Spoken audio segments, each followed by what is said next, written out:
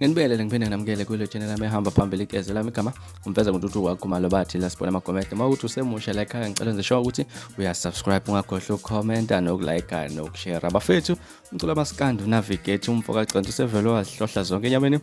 uyiGcokamelisha umshove enkani kwaba nenkani bathi madoda ngiyofela enkanini koqhuma ntambana ngemfungo baba awusona madoda insiza lena madoda yale mpangene ongoye uNavigator usevele wazifaka zonke enyameni kuyiGcokamelisha kwevideo ayenzile lapha esho khona ukuthi uma ngabe umthandeni ubone eperforma lapha kwenye video eziginye ngopholoneka wasemangala ukuthi hawu upholoneka uqhamukapi ngalesikhathi sonyaka leso wasekubalula ukuthi kulonyaka lona umthandeni mangabe impela ngayingenela igym uyobe sefana noDr Mabalengwe ke nayo uDr Mabalengwe uyewathela amachaphazelo ngenkathi ezifaka zonke enyameni umfoka agcina ungathi ngande ngokukhuluma awuvela ubone naye ivideo ezikhulumela yena umfoka agcina uNavigator bathi minister uMaskandi bathi inkompandlela umfanele phansi empangeni bathi songo ngathi kwethu nayi ivideo